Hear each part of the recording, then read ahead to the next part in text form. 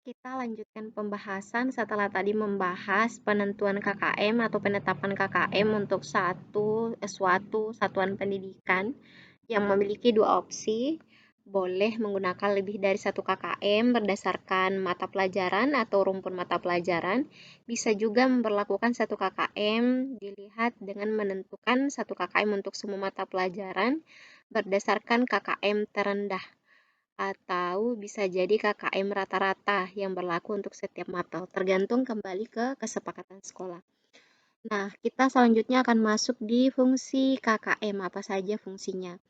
Jadi, seperti kita ketahui bahwa di dalam salah satu bentuk tindak lanjut bagi seorang guru ketika telah melakukan evaluasi terhadap materi-materi tertentu, dalam hal ini pencapaian kompetensi dasar tertentu, boleh juga beberapa kompetensi dasar yang disatukan dalam satu kali UH, juga boleh. Intinya adalah mengevaluasi. Nah, hal yang harus dilakukan setelah melakukan evaluasi adalah guru ini kemungkinan juga melakukan tindakan yang lain. Tindakan yang dimaksud adalah memberikan kegiatan remedial ataupun memberikan kegiatan pengayaan. Nah, tentu ketika guru ini akhirnya harus melakukan kegiatan remedial atau akhirnya harus melakukan kegiatan pengayaan, itu berarti ada satu penanda yang dijadikan kriteria dalam menentukan apakah ia harus memberikan remedial ataukah pengayaan. Nah, inilah untuk menentukan inilah yang kembali ke salah satu fungsi dari KKM. Jadi misalnya pada salah satu KD dalam mata pelajaran fisika, KKM KD tersebut yaitu 72. Nah, ketika ada siswa yang memperoleh nilai evaluasi akhir pada penilaian tes formatif, memperoleh nilai 50 untuk KD itu berarti ini indikasi bahwa gurunya itu harus segera memberikan tindak lanjut berupa pemberian layanan remedial. Nah, pun sama ketika ada siswanya yang dalam pencapaian materi tersebut sudah sangat memadai, maka guru tersebut kemungkinan bisa melakukan layanan pengayaan. Namun, salah satu hal yang belum Ibu sempat berikan materinya yaitu program remedial dengan program pengayaan. Semoga nanti di waktu pada saat Ananda sudah mulai melakukan PLP ini bisa ditindaklanjuti materinya ya, hal-hal yang telah pernah dibahas pada mata kuliah telah kurikulum fisika. Nah, fungsi kedua dari KKM itu sendiri adalah sebagai acuan bagi peserta didik untuk menyiapkan diri. Jadi biasanya kalau anak-anak sekarang itu utamanya orang tuanya itu akan sudah sebagian besar paham apa makna dari KKM. Jadi mereka ketika mendapatkan hasil belajar dari anaknya itu serta-merta akan menanyakan KKM-nya berapa. Karena itulah penentu anaknya lulus atau tidak dari suatu capaian kompetensi dasar atau suatu materi. Fungsi yang ketiga dapat digunakan sebagai bagian dari komponen dalam melakukan evaluasi. Nah, ini tadi yang sudah Ibu jelaskan ya di bagian awal, bahwa guru mau melakukan penelitian atau evaluasi terhadap pencapaian dirinya dalam melaksanakan pembelajaran, ini bisa menjadi salah satu sumber evaluasi. Poin keempat, merupakan kontrak pedagogik antara pendidik dan peserta didik. Jadi ini sebenarnya KKM kesannya memang seperti sebuah kontrak pedagogik ya. Jadi ada suatu kesepakatan yang gurunya ini mengumumkan, Nandaku sekalian, Ananda lolos ketika mencapai standar ini. Namun ada satu fenomena yang Ibu sering alami pada saat masih berstatus sebagai pengajar. Sekarang Bu masih pengajar ya, pengajar di tingkatan selain dari tingkatan pada perguruan tinggi. Itu pada beberapa karakter siswa tertentu tuh kadang memiliki motivasi belajar yang masih minim. Buktinya mereka kadang bilang, ah yang penting lulus aja Bu dari KKM ya.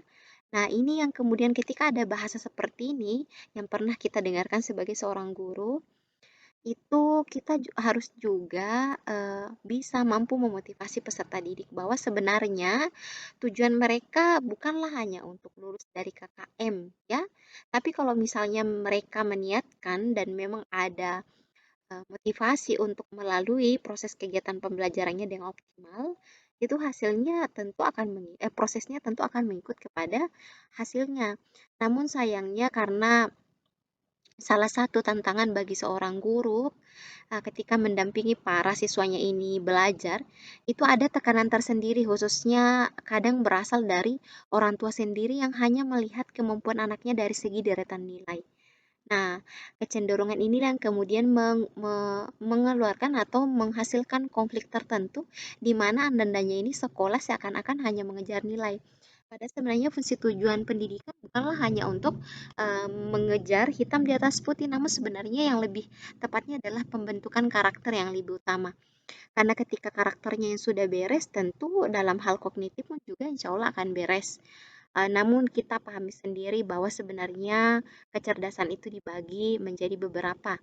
Ada yang dominan dalam hal intelligence, ada yang dominan dalam spiritual, ada yang dominan dalam emosional.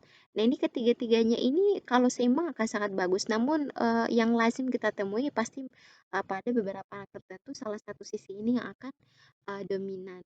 Nah, hal yang kita harapkan tentu adalah pembentukan karakternya dulu, ya karena dengan karakternya yang bisa kita sentuh dengan baik, kita arahkan dengan baik, tentu akan lebih memudahkan kita untuk mengajaknya dalam kegiatan yang ada kaitannya dengan akademik.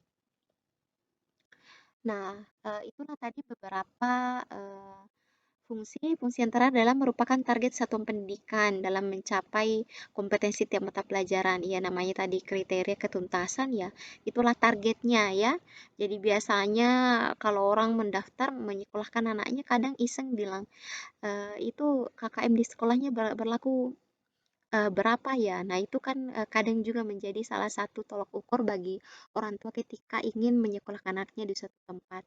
Namun tentu itu tadi Nandaya, eh, bahwa dimanapun sebenarnya peserta didiknya disekolahkan ketika ia kemudian mampu antara kerjasama guru dan orang tua itu bagus, insya Allah akan terbentuk juga hasil pendidikan yang baik pada anak tersebut. Tentunya harus didukung oleh lingkungan yang kondusif baik pada keluarganya, gurunya di sekolah, ataupun dengan teman-temannya. Itu banyak faktor yang sangat berpengaruh. Nah, selanjutnya adalah prosedur penentuan KKM.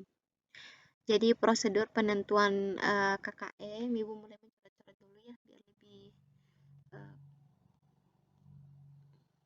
ada beberapa bagian yang Ibu tandai. Nah, kalau dulu kriterianya itu KKM dari suatu KD itu dimulai dengan indikator ya. Jadi kalau boleh Ibu menunjukkan ini dia ya. Jadi misalnya ada suatu KD ini rumusan KD 3.1. Nah, yang di bagian ini, yang di bagian sini ini merupakan rumusan IPK yang ada di RPP. Nah, jadi dianalisis nih per indikator. Ini untuk aturan lama. Tapi kalau Ananda masih mau berlakukan untuk mendapatkan indikator KD, jadi kalau dianalisis seperti ini tentu menghasilkan indikator KD yang ini ya fokus ya, karena dia benar-benar dianalisis eh, per indikatornya. Nah, ini ditentukan berdasarkan kriteria kompleksitas, daya dukung, dan intake-nya nanti diperoleh rata-rata untuk setiap indikator. Jadi, untuk memperoleh KKM 80 ini adalah KKM KD itu diperoleh dari rata-rata KKM indikator. Jadi 89 ditambah 78 tambah 67 tambah 89 tambah 78 tambah 78 1 2 3 4 5 6. Nah, ini diakumulasi kemudian dibagi 6, ini menghasilkan nilai 80 untuk KKMKD-nya. Itu dulu yang aturan aturan terdahulu yang sering diberlakukan. Nah, kalau sekarang karena tadi ada dua kemungkinan yang ditentukan oleh pihak sekolah bisa menentukan KKM per eh, KD, KKM per mata pelajaran ataupun satu KKM untuk seluruh mata pelajaran. Nah, langkah pertama adalah menghitung jumlah KD setiap mata pelajaran pada masing-masing tingkat satuan pendidikan. Nah, jadi langkah pertamanya katanya menentukan jumlah KD. Misalnya, kita mau menentukan mapel fisika. Nah, itu kita tahu bahwa jumlah KD-nya di sana misalnya 11 KD. Nah, 11 KD ini Yang kita catat dulu untuk khusus mapel fisika kelas 10. Menentukan nilai aspek karakteristik, ada sama ya tadi ya. Jadi di dalam menentukan apa sih namanya eh, KKN itu yang menjadi penentu itu adalah intake, kompleksitas, dengan daya dukung. Marilah kita bahas satu-satu dulu apa yang dimaksud dengan intake. Jadi intake itu merupakan karakteristik peserta didik ya. Jadi kita dalam eh, menentukan angka atau cantuman pada intake itu, Nanda, itu dikaitkan dengan kemampuan awal peserta didik. Misalnya, kita mengajar di kelas 7. Nah, untuk menentukan intake-nya, kita bisa melihat dari hasil tes yang dilakukan di awal sekolah atau bisa jadi nilai ujian sekolahnya pada saat di SD. Jadi kan biasa ketika ada siswa yang masuk di kelas 7, itu kan ada ininya ya, ada data yang dimasukkan, misalnya data ijazah, data rapor ya.